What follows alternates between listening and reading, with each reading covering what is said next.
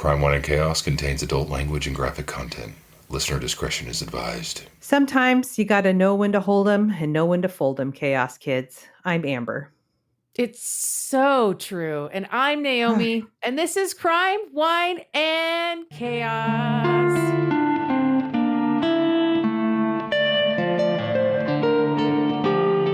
Yeah, I fold this week. Is it like that, sister? It's a What's bit going like on? that. It's a bit like that. It's a bit like that. What's going Hi. on? Tell us everything. Well, it's been a week. Just my job in my real life has been challenging and I don't love that. I've been fighting a headache every day. It's just, yeah. I'm sorry to hear that. This is our second time recording this week. Yes. I'm really proud of us. Me too. We're doing so good. We're doing so good. And as Amber and I were discussing before we started recording, neither one of us were racing to the finish line today. We started recording early because we were both ready, long ready to just dive in on these stories. So yeah, fuck. What were you going to tell me before? You said I'll save it for the I'm not ready for that. Oh, I'm sorry. I'm sorry. It's okay. I have not much to report myself. I'm also having a week only because, it's like I'm on my moon, as some would say. Oh, good for you. Thoughts and prayers. Oh my God. The first real day is always rough, really crampy. I'm just feeling thick and slow and a little bit cranky, but not too bad. Not too bad. Okay. I've been working on off and on for the last couple of weeks. I've been working on this paint by numbers thing that Marissa gave me for my birthday last year. Yeah. I've never done a paint by numbers before, sis. How's it going? Well, I mean, it's not like paint by numbers for a 10-year-old. It's like, grown up, and it's lovely. It's like these lemons, it's kind of this abstract, like lemons and like the branches and the leaves and like this background or whatever. And the color scheme is really pretty. It's pretty intricate. So, at some points you literally have to use like a toothpick and just kind of dab and barely just to get into these little tiny baby spots. I know Amber's making like this uncomfortable face. I'm so uncomfortable. But I am determined to finish this thing because it's been in my closet. I did the big purge and it was in my closet and it had been sitting there for a year. And I was like, you know what? I'm not purging that. I'm going to paint this thing. So in between other things, I've been taking little blocks of time to work on it while I watch, something silly on the TV. And that's it. That's what's going on with me. The teenagers are gone right now. I'm, slowly picking like one thing at a time to like deep clean. And in between that and writing stories for the podcast, I've been working on this paint by numbers thing. There it is, you guys. There's my full update. Oh my God. I want your life.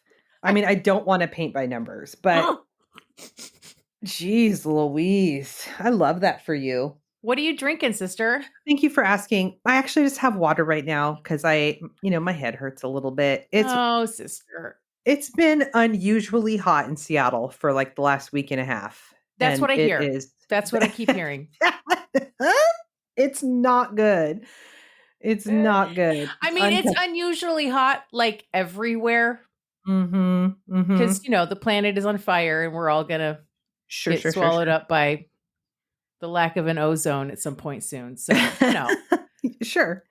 Well, but, you're in the hot box, ready to record. I'm in the hot box. I am. So, sister, I have a crime for you.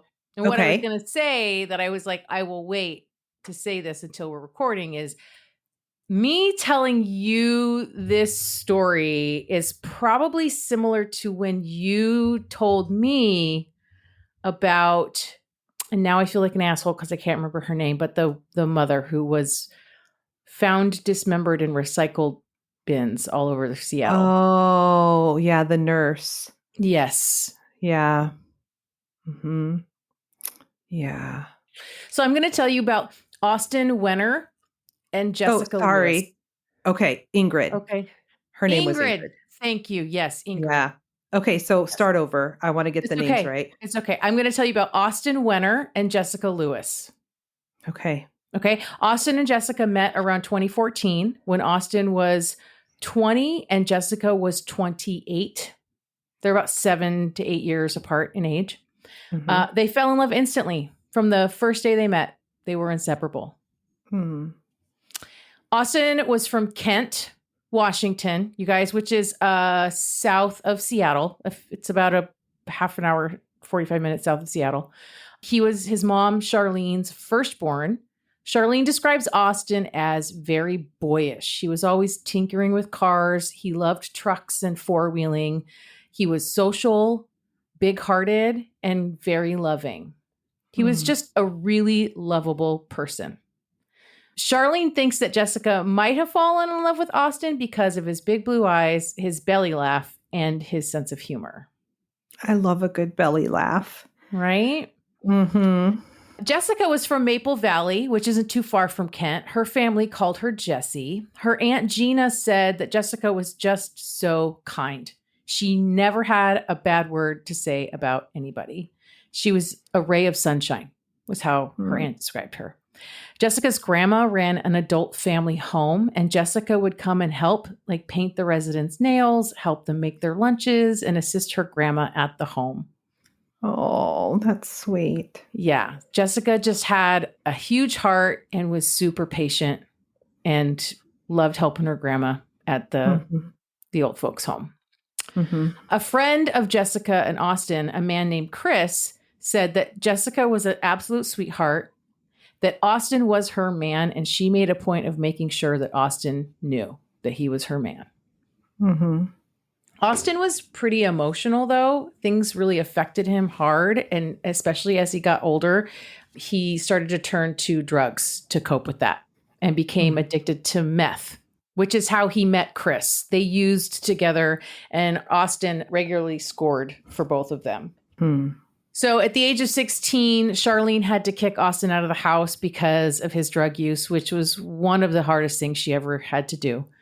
She had other children in the house to think of, and she just couldn't be sure what would come with the drugs or what people would come with the drugs that Austin was doing.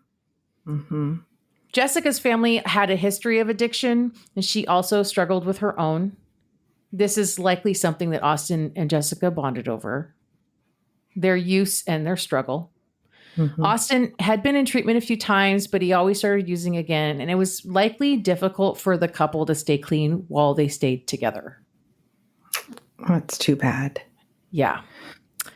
So after Jessica and Austin met and started dating, Austin moved in with Jessica, but the two eventually became houseless, likely because of the drug use.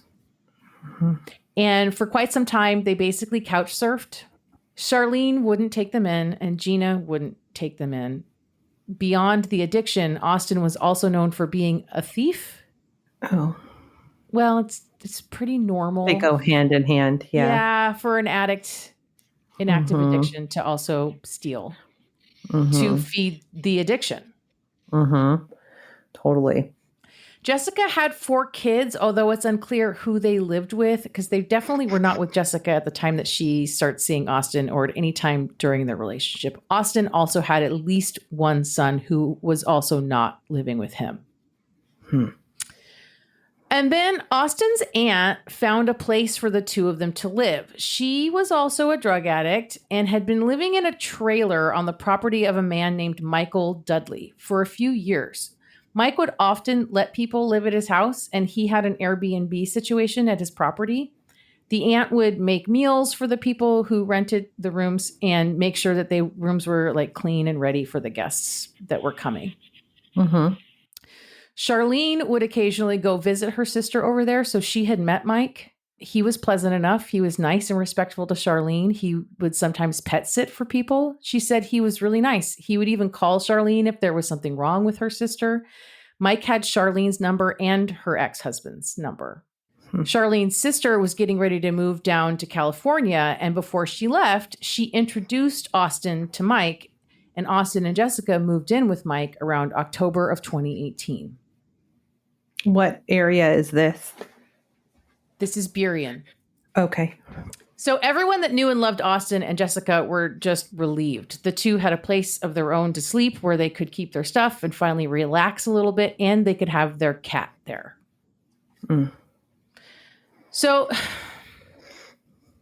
just under a year prior to Austin and Jessica moving in with Mike, Shelley Morgan found herself moving back to Seattle and in need of a place to stay while she found work in a more permanent home. That's when she found Mike's listing for a cozy guest room in Burien near SeaTac Airport. It was just what she needed for herself and her 2 dogs, as Mike's room for rent was pet friendly and centrally located for the job interviewing that she was going to be doing. Is this all the same home? Sorry. Yes. These are, so it's rooms within the home? There's a couple of rooms that he rents out of his home. Yep. Got it. Okay. So this is before Austin and Jesse show up. Okay. This is a little under a year prior, back in December of 2018. So Shelley found Mike to be responsive and pleasant. When she contacted him about his room for rent, he told her he had a dog of his own, and Shelley was like, "That's great. My dogs love dogs." When she and her 2 dogs arrived, she was really pleased. The house was cuter than the picture. There was a chicken coop, which she was delighted by. And she had 2 rooms to choose from, the blue room and the yellow room. This was also good because it meant it wasn't going to be too crowded. The house was big enough for like her and Mike and 3 dogs. Mm-hmm. Shelley describes Mike as kind of geeky, a computer programmer kind of guy. He also spent a lot of time in his basement where he had a massive computer hub, like multiple large computer towers and several monitors where he was on his computers all the time. Mm-hmm. Mike kept a well-stocked kitchen and invited Shelley to make herself at home. And as Shelley started to do her job search, she would have to go on these interviews, and some of them were quite far and long drives. And she was trying to work out transportation, and Mike was like, "I'll take you. Don't even worry about it." This guy sounds too good to be true. Shelley was pretty blown away. Like, this is like so above and beyond, right? What she was expecting. And on these drives, they had a lot of time to talk. Shelley found Mike to be really smart with a really dry sense of humor, and they got along really well. Mm-hmm. Mike's dog was a Chihuahua named Duke that went with Mike everywhere, never on a leash, always by Mike's side. One night, Mike told Shelley that he was taking Duke for a walk, and Shelley was happy to join them. So the 5 of them set off on their walk. And at some point, Duke was gone. Not on a leash, of course. And Mike and Shelley had been talking and just not noticed that Duke had wandered off. Mm-hmm. And just as they were looking around for Duke, wondering where he went, Mike's phone rings, and the caller on the other end says, "I'm holding your dog. It's been hit by a car. I'm very sorry. The car hit him and didn't even stop, and your dog died." Oh, no. So Shelley and Mike, they quickly walk to go get Duke. Mike picks him up, and they carry him home. And when they get to the house, Mike carries Duke into his bedroom without a word. Mm. Mike slept with Duke that night. Okay. And continued to sleep with Duke for the next 2 or 3 nights. Oh, Mike. And this is concerning to Shelley, who is also a psychologist. And she's thinking to herself that this is a complicated grief reaction. He's in a state of denial, right? Where he's God. A semi-delusional point in this process. Yeah. And so she suggests to Mike that it's probably time to put Duke to rest. And Mike says he's just not ready yet. Okay. So Mike puts Duke in the freezer for when he's ready. Just next to the Hungry Man's? Mm-hmm. Okay. All right. And the whole time Shelley stayed with Mike, which was over a month, Duke was in the freezer. Oh, no. So fast forward to 2019, Jessica and Austin are living with Mike. Jessica has picked up the slack of Charlene's sister, who had moved, and she was helping house clean for Mike in return for being able to stay there. Austin also did odd jobs for Mike, mostly working on the cars Mike would bring in from auctions to fix up and sell. Mm-hmm.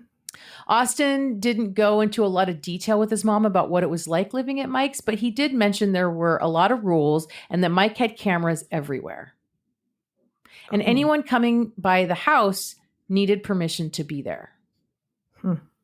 Charlene went over one time to see Austin shortly after the two had moved in, and Austin had to call Mike to ask if it was okay for his mom to come inside the house. He told Charlene that Mike would be keeping track of how long she was there, so she ended up being there for like only about half an hour. Yikes. So Charlene was kind of, what's going on here? Yeah. Gina, Jessica's aunt, says that Mike and anyone else at the house were all up to no good. Some of those odd jobs Austin was doing for Mike supposedly included stealing cars or car parts. And Gina heard that Mike was really running like a whole ring of fenced goods out of his house. Yikes. About a month after Austin and Jessica moved into Mike's place in November of 2019, Shelly's dad was having serious health issues and she needed to get to Kansas quickly. Desperate for someone to watch her dogs at the last minute, she reached out to Mike and he was more than happy to help her out. Shelly was relieved and grateful. She dropped off her 2 dogs, Ringo, a Jack Russell, and Pepper, with Mike and headed off to the airport. Mm-hmm. Shelly checked in with Mike almost every day while she was in Kansas. Ringo and Pepper were doing well. She would update Mike on her dad, and Mike was being really supportive for her, like while she was going through it. And she was feeling really good about everything. And then one day, Mike told her that her dogs were both gone, that they had run away. What? Someone had left the door open and both the dogs had busted loose. He assured Shelly that he was out looking and doing everything he could to find them. And they were gone for a long time, at least 2 weeks. They were chipped, but they didn't have their collars on with their IDs. Mm-hmm. So Shelly was like constantly calling the microchip company to see if they had been found anywhere. And one of them got a hit. It was Ringo. So Mike went to go get Ringo and he sends Shelly video of going to these people's houses to get him. So she's seeing video of Ringo. He's rescued, right? But still no Pepper. Shelly was in Kansas almost 2 months and Pepper was never found. Oh my God. Oh, poor Pepper. Yeah. And when she finally got back at the end of December, Mike was the one who picked her up from the airport. They went back to Mike's place so she could get Ringo. Shelly sat down at the kitchen table, had something to drink, and Mike disappeared. When he returned, he was standing in the doorway of the kitchen, holding one of his chickens, staring at Shelly. Uh-huh. And he just comes out and says, "I killed Pepper." What? Shelly's like, "You killed Pepper?" And he goes, "Yes, I killed Pepper." And she asks him, "Why did you kill Pepper?" And he says, "He killed her baby. It's an eye for an eye." Oh, no. Is he still talking about the frozen chihuahua? He's talking about the chicken he's holding. The chicken's dead? No, the chicken's baby. Okay, sorry. I'm sorry. This is hard to keep up with. He's holding the chicken and saying, "Pepper killed her baby. Okay. This is an eye for an eye." Oh, no. And so Shelly says, "Well, how?" And he says, "I hit him." And Shelly quickly thinks to herself that it takes a lot of hitting to kill a dog. Mm-hmm. And her clinician is kicking in now, and she's assessing this situation. There is something deeply disturbing going on. This is someone who is volatile. She realizes that Mike wasn't mad at her, but he wanted her to know the distress her dog had caused Mike. Mm-hmm. So she plays it cool. She asks where Pepper was buried. Mike tells her that Austin helped him cremate Pepper. So Shelly goes back to the yellow room, locks the door, calls an Uber, and leaves. Yeah. Get out of there, Shelly. Right? Oh my God. Charlene says that Austin told her one day that Mike had killed a puppy and then left her there for everyone to see. Oh. And Charlene is so concerned about him and Jessica living there. So later in May of 2020, Austin tells her that he saw through his bedroom window a bunch of guns being unloaded, and he was worried that Mike knew that he'd seen something he wasn't supposed to see. Mm-hmm. Austin was nervous about it and had decided that he and Jessica were going to move. Yeah. Charlene asked if they were safe to stay there, and Austin said they'd be fine, but they were definitely going to leave. And this was like not long after the beginning of the pandemic.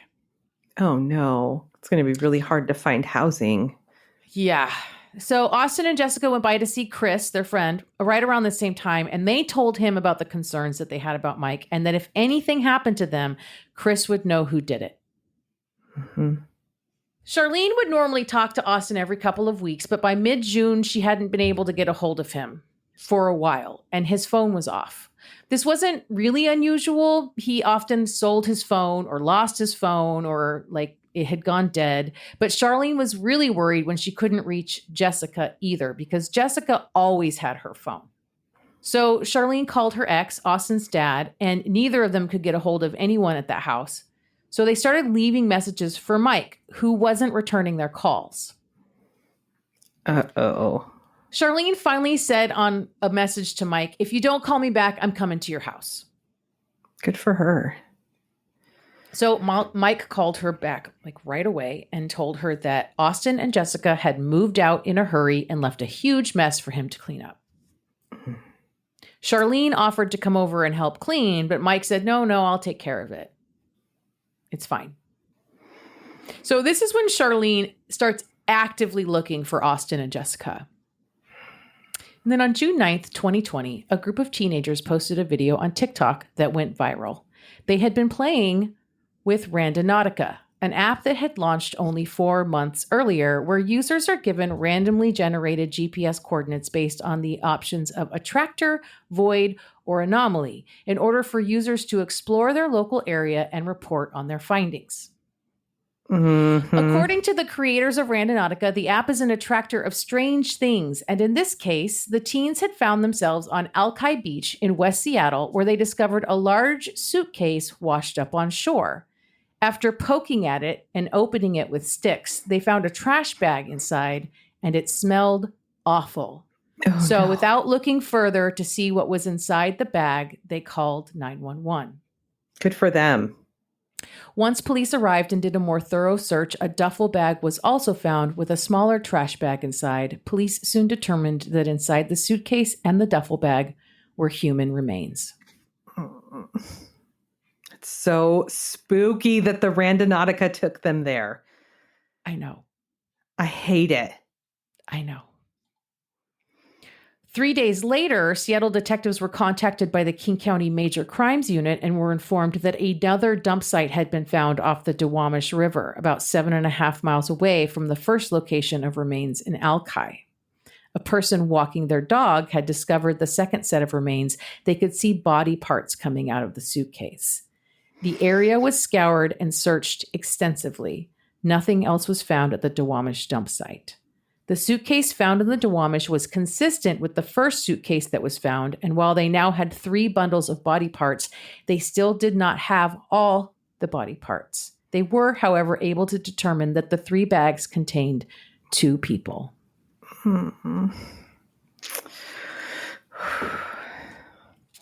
It would be 11 days later, on June 30th, that Seattle PD would announce they had identified the victims, although they would not release those identities publicly. The victims were 27-year-old Austin Wenner and 36-year-old Jessica Lewis. Yeah. God. It's so spooky. Sister. After the autopsy, the medical examiner found that Jessica was shot at least 4 times. 1 bullet severed an artery to her heart. Austin's torso and lower half of his body had not been recovered. The medical examiner ruled that because they died together, they both likely died of the same cause. Both had been beaten severely before being shot and dismembered. Decomposition indicated that the 2 had been dead for weeks, and the site where the bodies found was obviously only the dump site, not the scene of the murder, and police knew it would be very difficult after all this time had passed to find good evidence of the crime at the scene. Mm-hmm. Once the remains were identified, police began their investigation by going to see Charlene. She and her friends and family had been constantly searching for Austin and Jessica and were just about to go put in an official missing persons report when on June 19th, detectives knocked on her door to tell her that her son was dead. His remains had been found outside. They didn't tell her anything else. She concluded on her own, based on the date and news reports, that it was those remains found on the beach that belonged to her son. Oh my God, that's awful. Jessica's Aunt Gina started a GoFundMe to raise reward money to help in finding Austin and Jessica's killer or killers. They raised $10,000 towards the reward fund. Mm-hmm.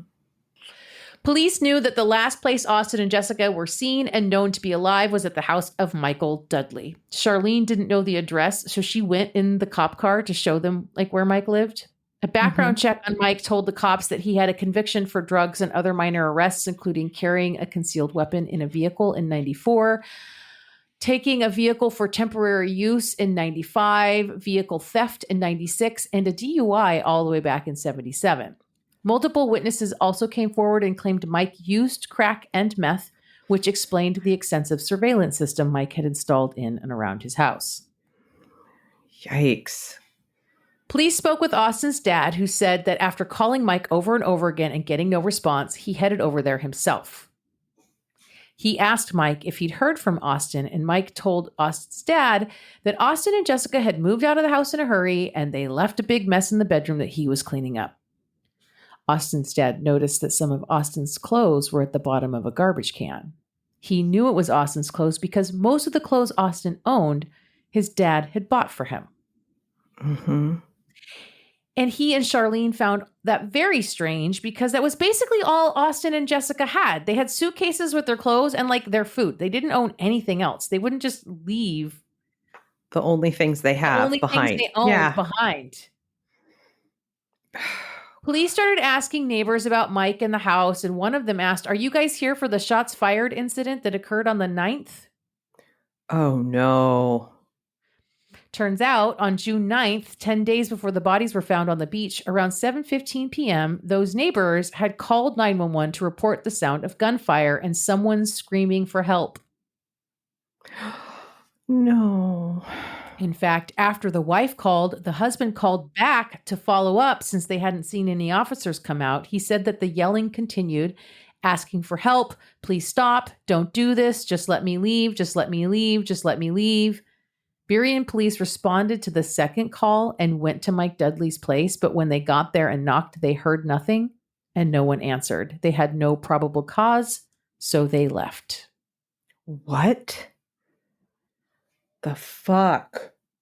Once detectives got this info, they got a search warrant for Jessica's phone, which showed that the last cell site her phone pinged on was less than a mile from Mike's house. Then her phone was turned off and never turned back on.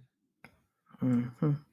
And then the big break in the case was when a witness came forward, someone who had been picked up by King County Burien Precinct for unrelated matters, who would tell detectives that she had been at Mike's house very late on the night of June 9th, the same night as the shots fired call had come in. She said she ended up staying there for a while.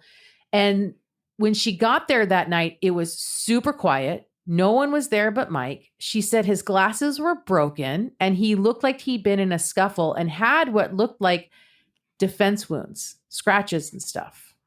Oh, God. She said that night she stayed over, and when she went into the blue room, there was a mound of clothing, and under she could see the shape of a body and a hand sticking up. A bloody hand. And she stayed there? Well, yes. So we learn more about her, but she is also, has an extensive criminal background, and I think she needed a place to crash. And also she was probably really scared at that point. She talked about being really scared. I don't blame her. She went out to the living room and Mike came out and asked her if there was someone he could drop her because he needed to clean up the mess. She did continue to stay there. Later, she discovered what looked like a bullet hole in the headboard of the bed.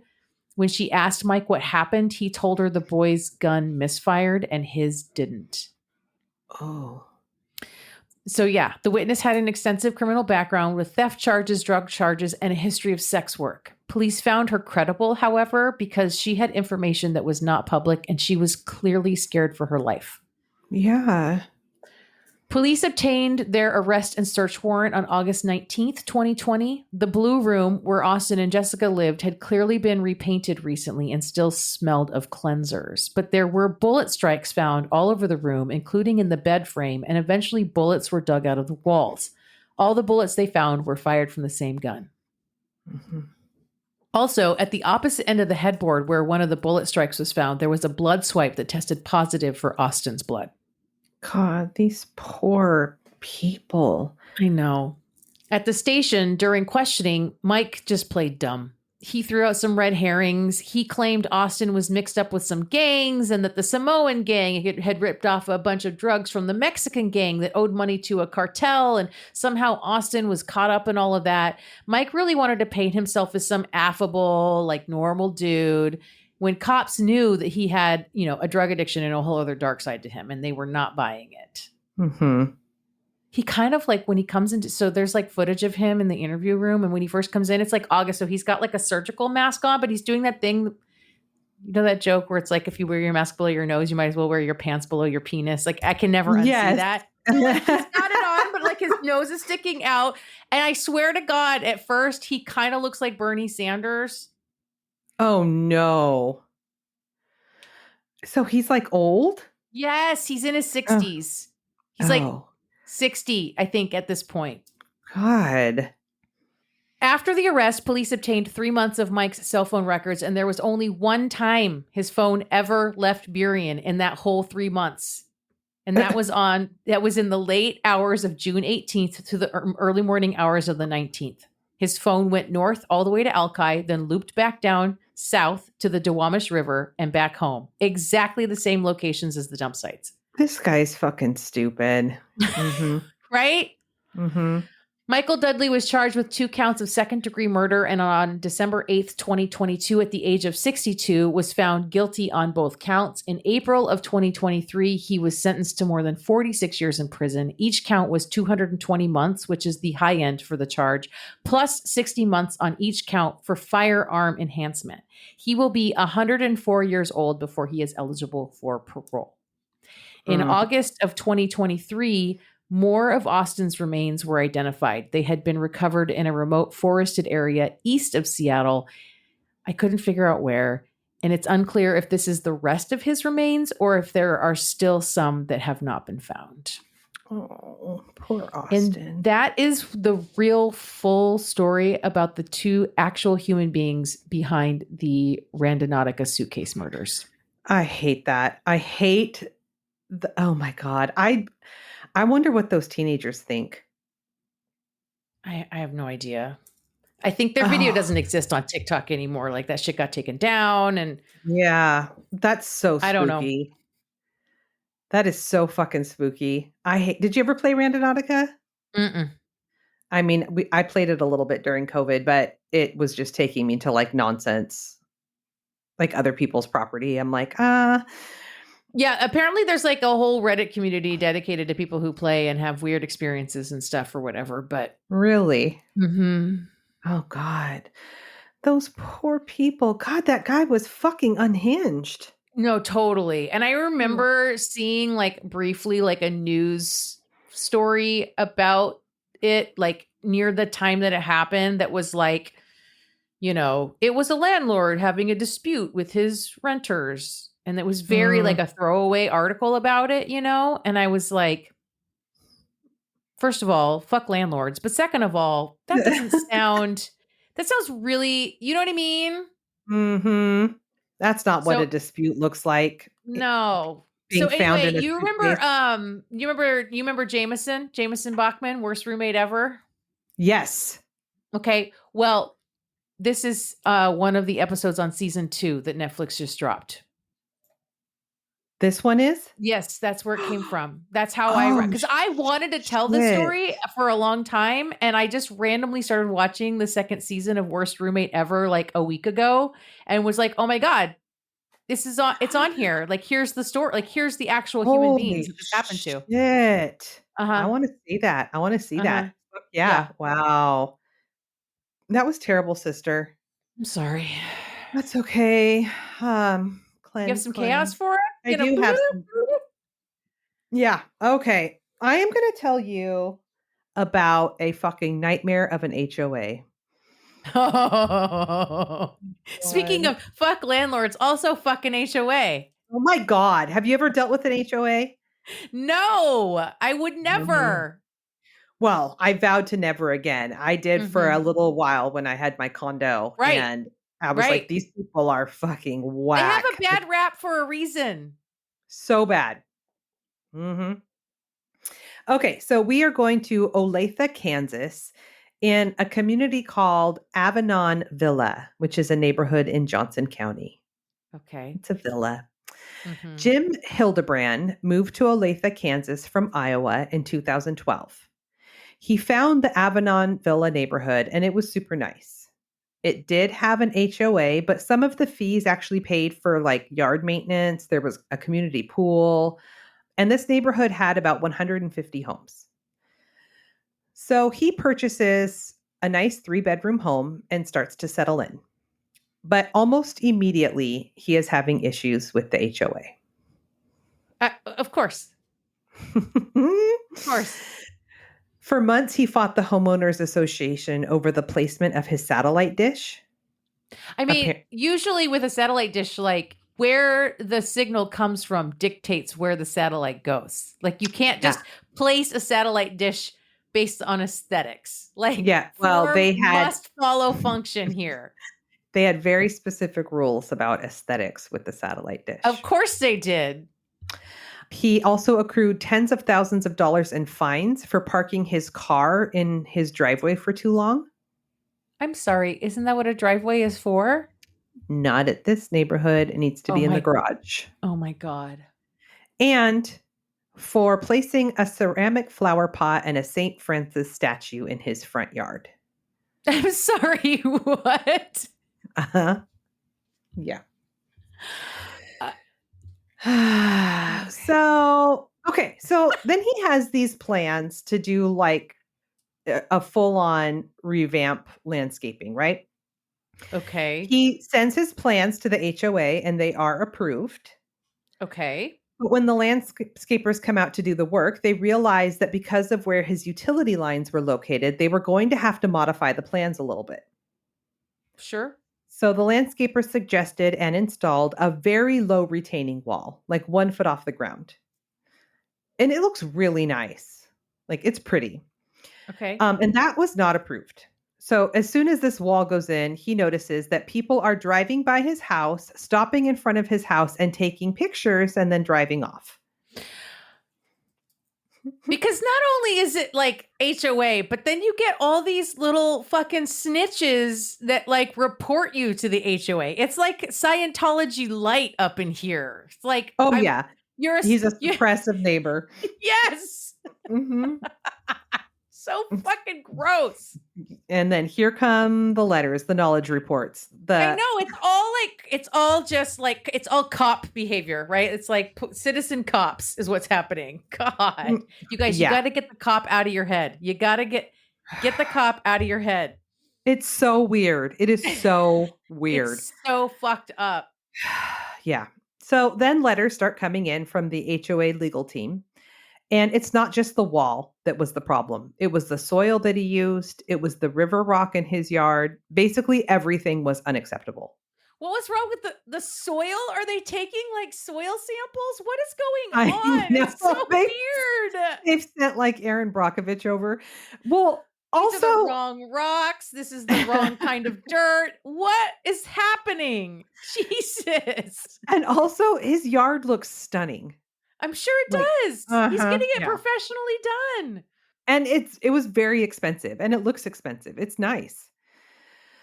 So finally, Jim takes the HOA to court. And what the judge advises him to do is to submit the plans that actually happened to the HOA and to see if it will be retroactively approved. And then everything will be fine. Okay. So he does this, and of course, the HOA rejects most of his plans. And the court basically tells him, it is what it is. We can't help you. You signed a contract. It's the HOA. Like you're under these rules. Like you agreed to that. Mm-hmm.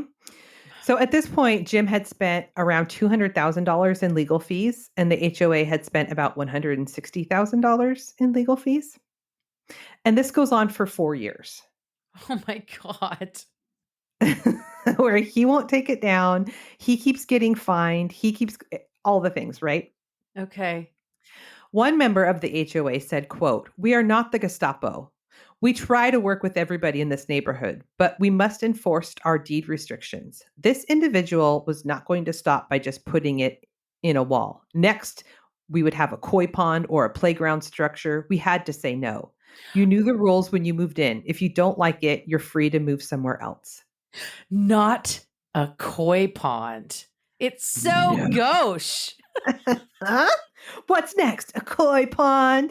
Oh my God. Oh Just time out for 1 second, because at the end of the day, they're all fucking ridiculous. Even the guy. Like, it's all so dumb.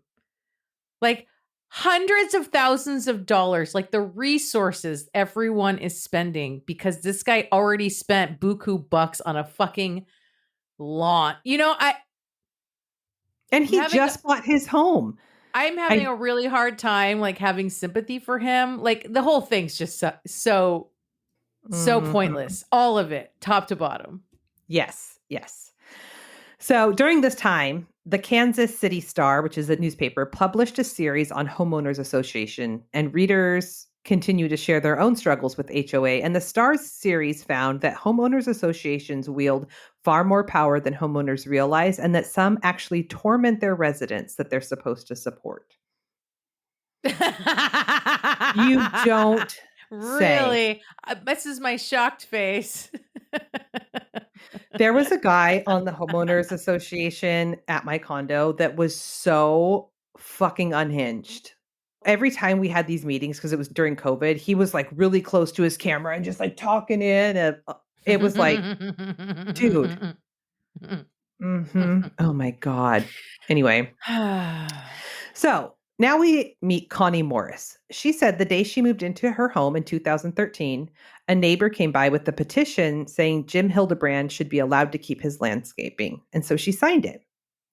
But she said she thinks that her support made her a target of the HOA because after moving in, she got a violation notice for a small wrought iron bench in a landscape bed in her front yard. A bench. Mm-hmm. I wonder how these people would deal with the toilet guy. Oh my God. No, they would fucking lose their mind. I want the toilet guy to move there. Right? Mm-hmm. Potty town.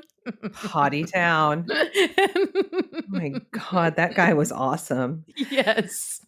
So in her violation notice, Connie, it says that she could put it in the back or on the side upon architectural review committee approval. Or I could put it on my front porch. This is insane. This is like, I'm having like Pleasantville vibes, It's like there's some Stepford shit going on in this HOA. Yep. One of us. I just... My God. Don't forget to take your pill, dear. Oh my God. This neighborhood. Like, what are we doing? I don't know, but it's fucking creepy, dude. It's creepy. Yep.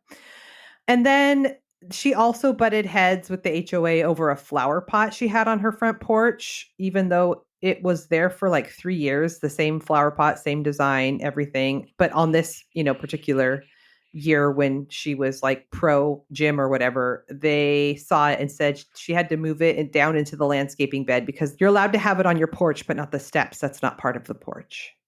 I can't. This is like some Red Queen off with your head. Like the rules keep changing. None of it makes sense. Fucking nonsense. One HOA member in favor of the rules stated, quote, "When you have 153 homes in an area, if you allow everybody to pick one guideline they don't agree with, you'd have anarchy."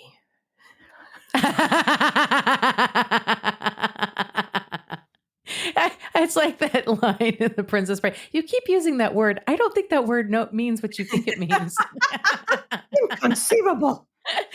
Oh my God. Like, let me show you some anarchy, dude. It's coming. Oh, shit. Fuck. Then in 2018, a Johnson County judge ruled that the HOA treated Jim Hildenbrand unfairly when they denied his application for the plans that were already in place.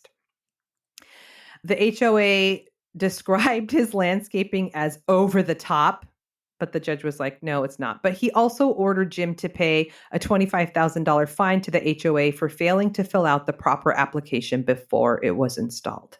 Okay. Uh-huh. Does that come out of the pay that they have, the money that they have to pay him for all of the legal fees since he won the case? That's a great question.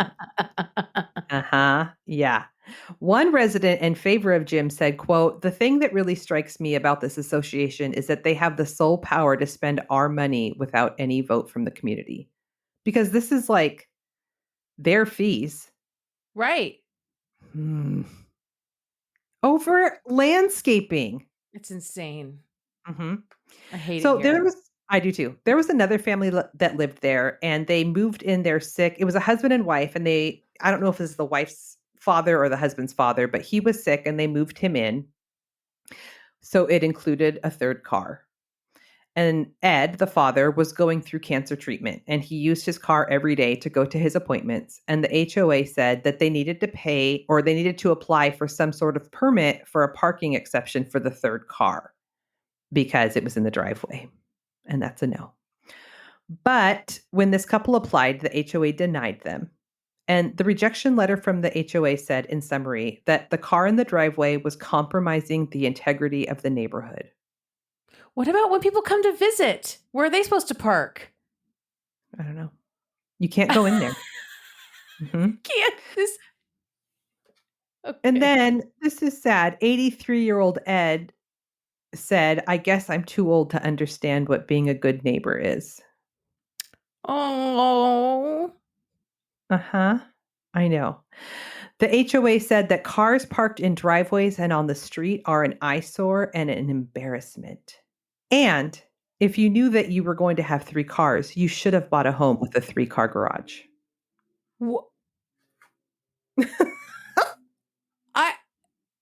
These people are like actually evil. They're not the Gestapo, Naomi. This is like a microcosm of the macrocosm that is like the evilness of bureaucracy. Mm-hmm. Where what's written down on the paper and in the bylines and the guidelines or whatever, right? The rules is completely removes humans and like human reality from the equation. Yes. Yeah. Yeah. If there isn't an exception for I had to move my dad in because he has cancer. Too bad. Then you're doing it wrong. Mm-hmm. And he didn't have, not that it matters, but Ed didn't have some old clunker. He had a new nice car. It was parked in the driveway. It's insane. It's so weird. It's insane. It's insane. And they know that he has cancer. Yes. These people they're not people. It's like they're not peopling. They don't know how to people. They're not peopling. They should have predicted that and bought a house with a 3-car garage. Mm-hmm. Okay, I hate this whole fucking story. I'm sorry. I'm almost done. By 2019, the HOA had spent nearly $380,000 on legal proceedings, and Jim had spent around $400,000. Jesus fucking. He has spent more in legal fees than what his house cost. I think I read somewhere that his house was $300,000. So they both could have bought 3 houses by now. Yes. Mm-hmm. And the most recent update was in 2022. The Court of Appeals of Kansas still sided with the HOA, but revised the order for Jim to pay from $25,000 to $17,600 is what he owed in legal fees for the HOA. And it's still going on. He still lives there. It's still going on. He still has his landscaping up. He's still not going to budge. And that's the Nightmare HOA. I never again will buy a home with an HOA. Never again. They're the worst. They're the worst. I've never heard anyone say a good thing about an HOA ever. Mm-mm. Never once. Mm-mm. Yeah. Ugh. I'm sorry. Well, thanks, sister. I hated that. I hated it too. I hated researching it.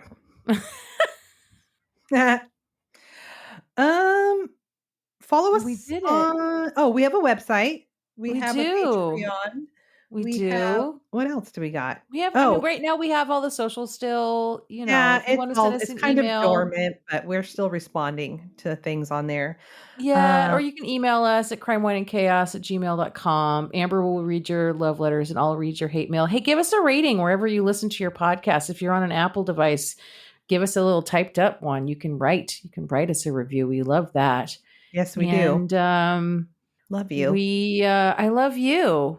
This was really chaotic. Chaotic. Goodbye. Bye.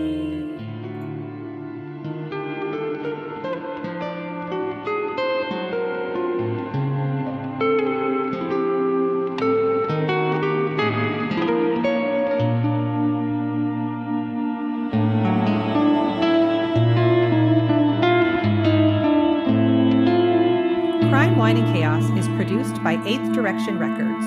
Artwork by Joshua M. Davis. Music by Paul Abner. If you would like to support the show, you can visit our Patreon page at crimewineandchaos.com/Patreon.